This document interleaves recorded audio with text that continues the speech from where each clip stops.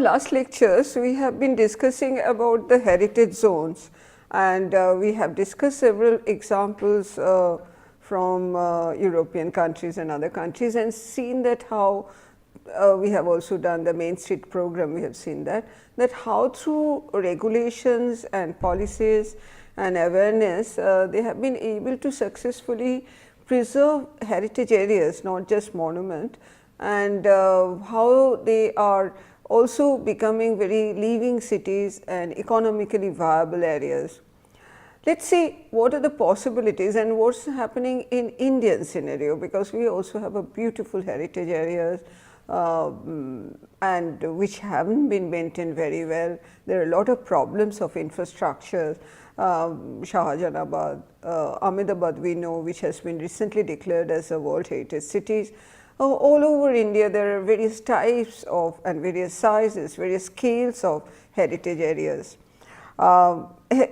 Areas which we think should be declared as a heritage area. Let us see that what is happening there and what are the acts, regulations, and what are the policy framework, whether there are any or we need to do something about it. We will talk about some of these heritage zones and heritage areas in India. Let us take this one, Panaji in Goa, and beautiful structures and townscape, not that just monument, these are the townscape value, and as we can see that they have been preserved well, but we do not see any high rise there in the vicinity, and beautifully maintained. They are very living areas with the homestays and shops, commercial areas, and that is why it is very popular with the tourist. Why it is important and what has contributed to this unique townscape of Panaji, Goa is the Indo-Portuguese cultural heritage, and a number of heritage structures and buildings and monuments and sites are of significant importance, and areas have been designated as conservation and preservation areas. So, we have been doing something about it. And why they have been designated is due to the existence of monuments and structures having rich architectural heritage. So, it is not only the monuments, it is also been taking care of the rich architectural heritage which is surrounding the monuments. There may be monuments, there may not be monuments. Now, what it has been done is that the Goa Town and County Planning Department has identified heritage zone, and they have identified 5 of them. Mandovi riverfront, which is here, and the Kampal and Fountainers, and the Ribandar and Mala. Now, one may ask a question that they are in quite close proximity to each other, and what is the necessary of declaring them or designating as 5 separate conservation area.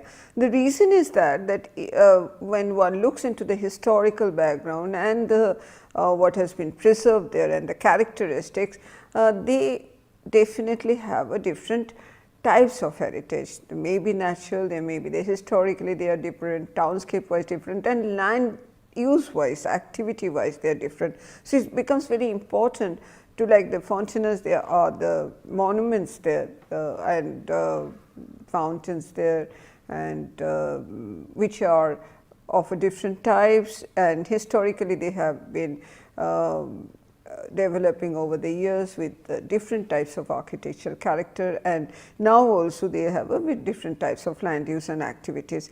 So, that is why it is very important to designate them as 5 different areas, because the policy framework, rules and regulations, what will be the intervention, degrees of interventions, they will be definitely have a different types and different types of intervention, different implementation policies. So, what for each of that area has been implemented is the guidelines to control development in the area. It is not that no development will be allowed, but to control the development and existing laws, but there is a fallacy, because the existing law interprets that only the facades needs to be retained, and as a result, and sometimes it also can end up in complete demolition of the internal structure, and it may be allowed. So, it becomes a facade retention, and that is something one needs to be concerned about. Who are the organization and institutes who are working in Panaji, Goa? You can see that there are the different images of the different areas, where here you can completely make out that this one is a new area, new building which has been there happening in this area, but also important is that they have maintained they have purposely designed a different type of streetscapes and other, whereas this is of course from an old era. So, that means the new development is perceived, but what is important in this particular picture, that we can see that some sort of a high rise and new structures are coming, which is changing the character of this area. And this is something which probably is not the purpose of this one. Let us see who are the organization. One is the Town and Country Planning Department, and who is the nodal agency who is working, and one is the Charles Korea Foundation, who makes the proposals for conservation of city. It is very important that not only everything should be with the government department, but also the other organizations should take part, and they are really taking part in making proposals.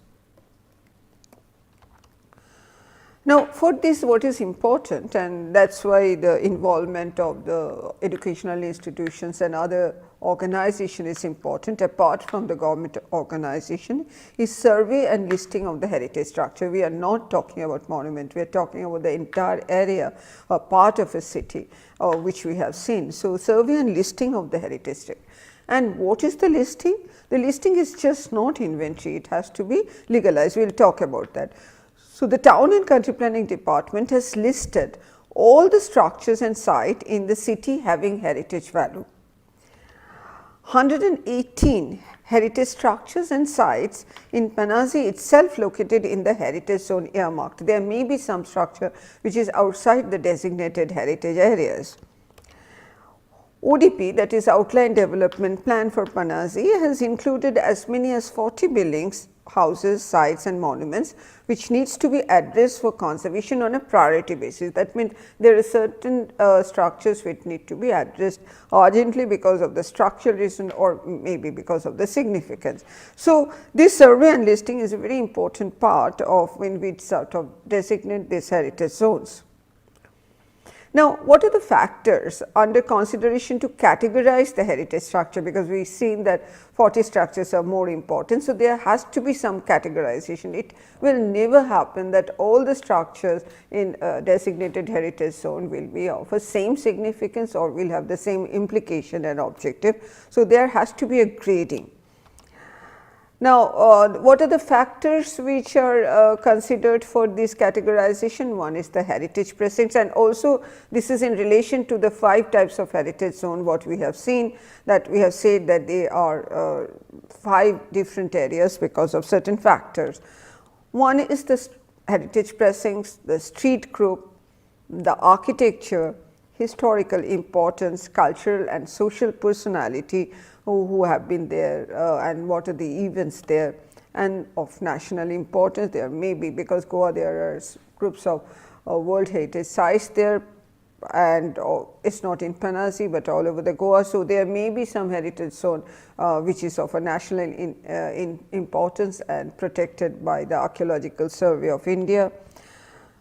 So, keeping that in mind, even within a heritage zone, the heritage structures have been graded under various categories according to the Goa Panaji Town and Country Planning Department: grade 1, grade 2A, grade 2B and grade 3 and grade 4. So, they have 1, 2, 3, 4, 5 categories they have designated, because each one of them or each category, the structures or precincts or sites within each category will have a different implication.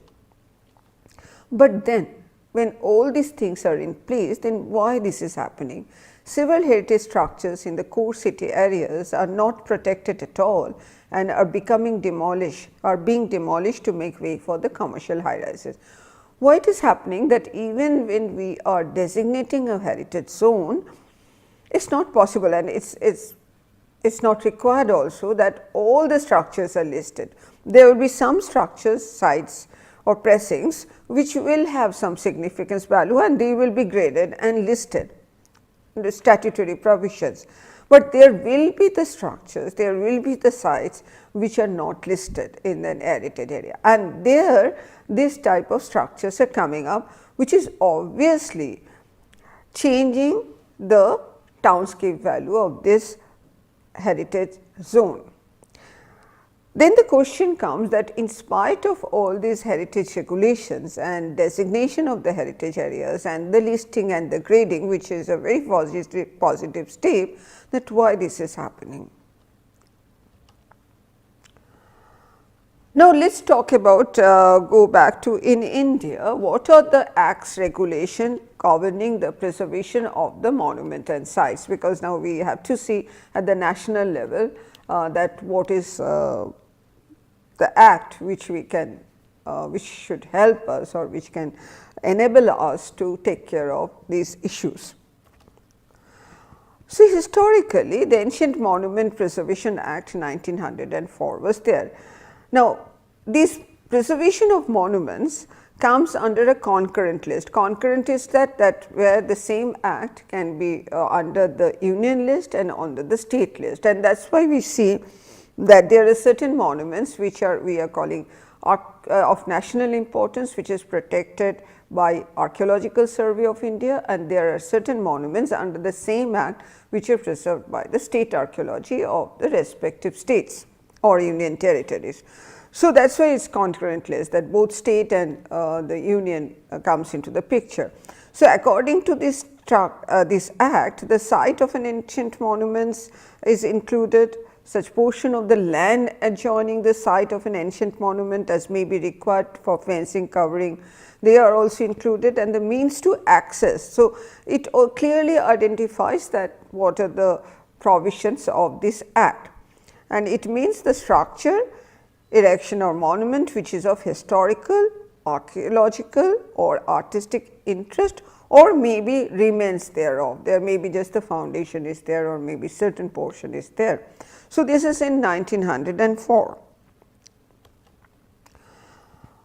This then was further modified in 1951 after our independence, and which was saying that they are declared as a national importance. All the ancient and historic monuments and archaeological sites and remains protected earlier under the previous act were redeclared as the monument and archaeological sites of national importance under this act, because after independence there was a modification to this act and they were included, and there was an addition to that list also, but all of them were coming under the national, but the act also gave the provision for declaring the monument sites or pressings or artifacts under the state archaeology.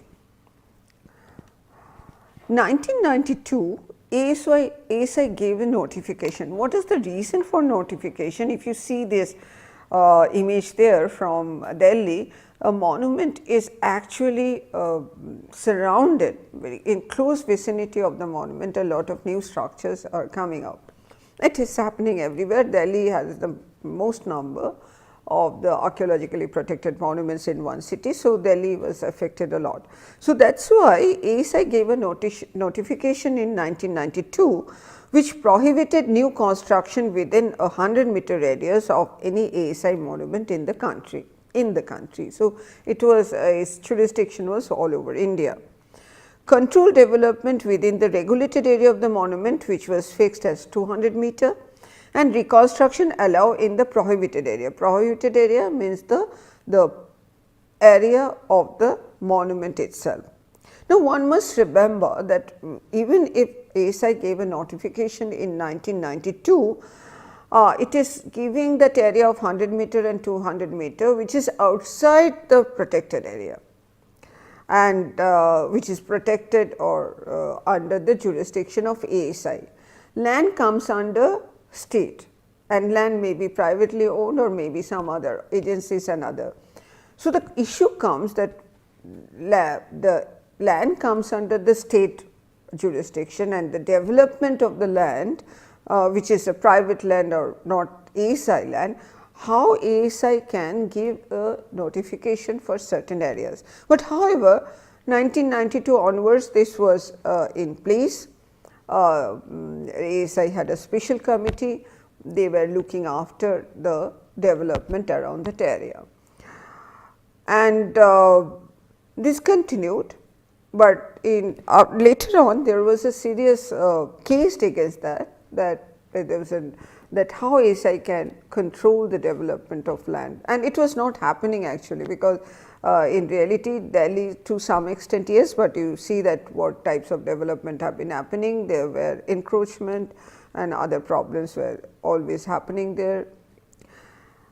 So that is why it was, but before I go to the next provision, I must say that still we can see that it was very monument centric, it was not taking care of the land outside. But anyway, because of these limitation of this notification, there was a case in the High Court and against the ASIs, whether ASI can really give such notification, and as a result of that in 2010 there was first an amendment and the Amesar Act came up.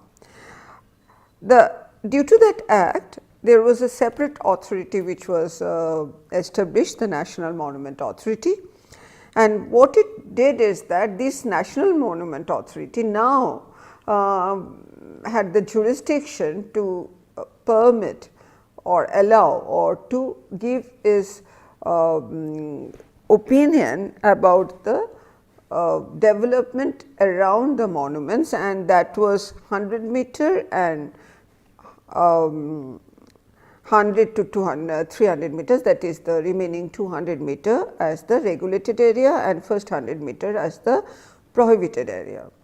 And these law, according to this act, that whatever is the law, regulations, bylaws happening in that particular area, city all over India, but this act will supersede any other law and act. So, as a result what is happening? This is happening, that if there is a protected area, that if for example, if this is a monument here and this is the boundary of the monument, let us say, which is clearly established. So, this becomes the protected area which will be under ASI.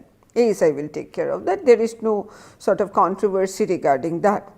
But now this new act says that as a buffer of that 100 meter around that area, that will be declared as a prohibited area. That means no new construction will be allowed in that area.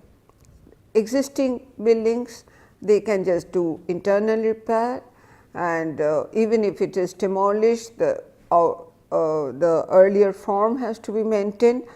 But outside that, this 200 meter radius area, that is the regulated area. What it says, this regulated area will have a special bylaws according to the character of that area, and that according to the special bylaws, the development that will be regulated. Let us see that what is the implication of this act, new act.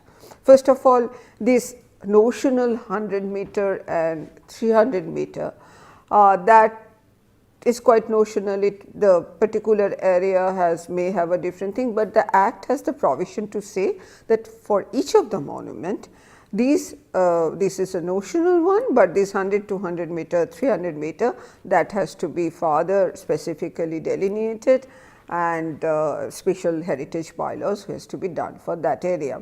But again, this I am saying is notional, but when you talk about the act, when the people who are staying there, they actually will go by the 100 meter and 300 meter, because they are being affected by this act.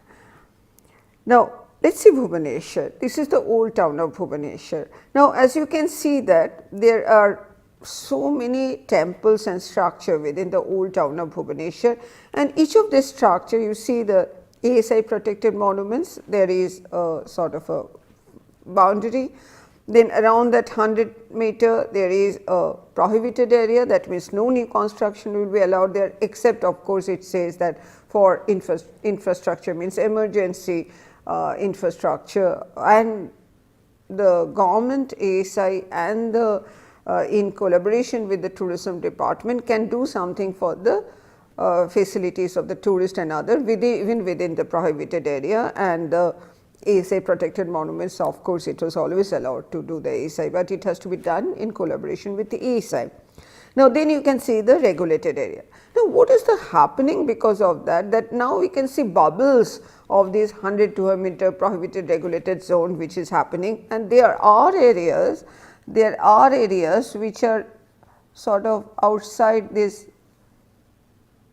areas which is happening. And so, can it be possible that these areas within will have some sort of development and outside will some sort of a development, and there. So, it becomes really sort of, it is not a very practical solution, it is not a feasible solution. But what happened because of this act, there was some control on the immediate vicinity of the monuments. The people knew that or the authority knew that they had to take a permission from the National Monument Authority for this permission and others. Now, again I am saying what is coming out of that is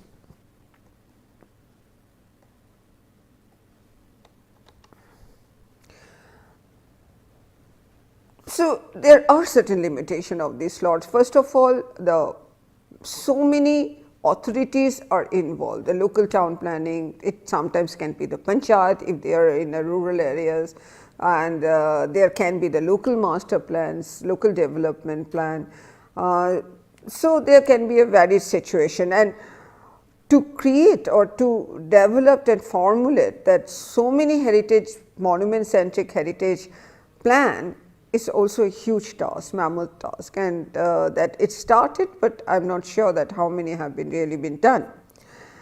Now, we see, so what is really the issue? Issue is that on one hand we have the ASI protected monument, nationally protected monument, which has given an act around the monument. So, it is very monument centric. On the other hand, we are seeing a larger area as we have seen in Bhubaneswar, which as an area has its own identity. There can be subzones within that has an identity, it is an integrated whole. Within that integrated whole, these bubbles of different types of acts and other things is actually disintegrating the area. Now, and also what is important is the land is under the state jurisdiction. So, whatever happening in that area has to come under an act, but that Amesar Act took care of that. It said that the permission has to be obtained from the National Monument Authority, but it will be implemented through the state competent authority, which will be a state authority. So, that was taken care of as far as the legal implications are concerned. So, basically we are talking about a larger area where there are the monuments, and that area, what should be the development in that area, if that area has a specific character, how they will be not only preserved, how they will continue to be a living entity, a living area where people will act. So, some change and development has to be permissible. So, let us talk about then taking the NMA on one side, then what ASI has done. Let us talk about then who takes care of what are the laws or legal provision into our town and country planning organization, because now we are seeing that it actually is the issue of the town and country planning. Now, town and country planning, TCPO, who is the apex body of the town planning which happens, it is not only the urban area, it is also the country planning. So, the peri-urban areas or the suburban areas, small towns, all are within that. So, Model Town and Regional Planning and Development Law in 1962, under the Central Town and Country Planning Organization TCPO, it gave a basis for various states to enact town and country planning acts with modification to suit the local condition. So, this is a model one, within which according to this model, each and every place or state town planning should have its own act, which is a state under the state jurisdiction, and to suit the local conditions. So, they can modify that. So, its model is just a guideline, it is not a statutory backing, but this guideline is very important. It has the flexibility, at the same time it takes care of the Indian subcontinent as a whole. Now, what is saying that all the states, urban areas should have this act, the Comprehensive Urban Regional Planning legislation. What is the provision? Provision is constitution of a state, regional and town planning board by the state government for the purpose of advising on the delineation of the region for plan development. There are other provision also, I am just talking about the provision which is more related to this heritage zone and heritage areas.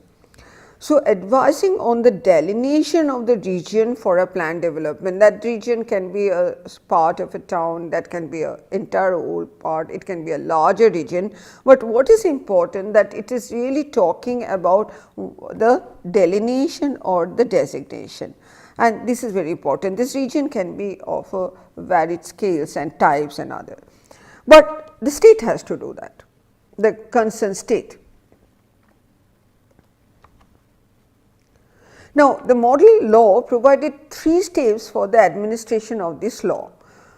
One is preparation of the existing land use plan, because we are talking about the activities. So, one has to have an updated information that what is the land use plan, because through this TC4 Act one sort of guides out what types of activities and the development control regulations.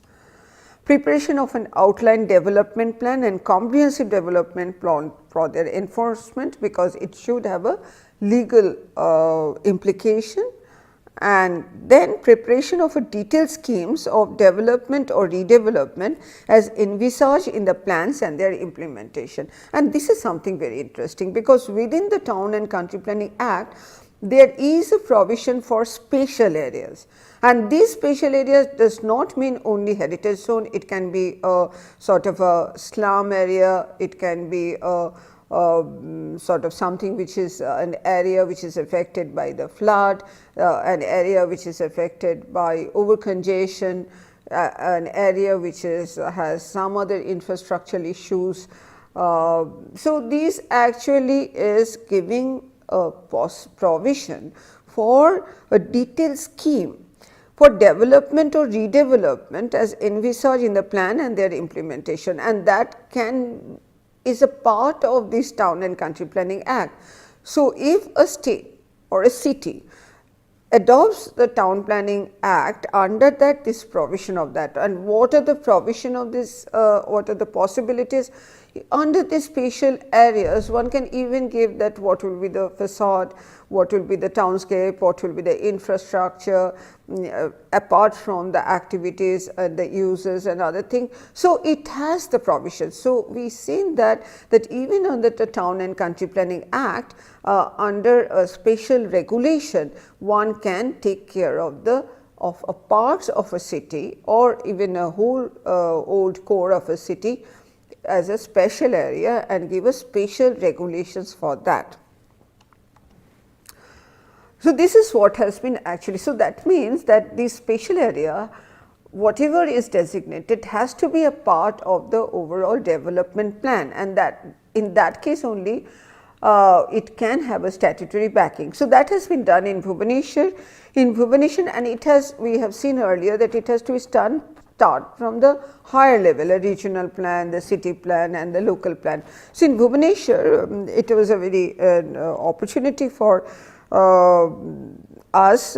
We took part in the Comprehensive Development Plan, Perspective Plan in Vision 2030, which was done by the Orissa Urban Development Department. So, Bhubaneswar and Cuttack. So, we see that there are for the entire area there was a perspective plan which was for not only for Bhubaneswar, Cuttack and some other smaller towns in the vicinity, and within that there is special comprehensive plan for Cuttack separately and Bhubaneswar. And within Bhubaneswar now we can see that that area which we have been talking about, the old city core, is one of the area and which under this act has been designated as a perspective plan. So, in our next lecture we will continue with this, that what are the possibilities under the Town and Country Planning Act and how we can take care of these heritage areas or special characteristics under this act.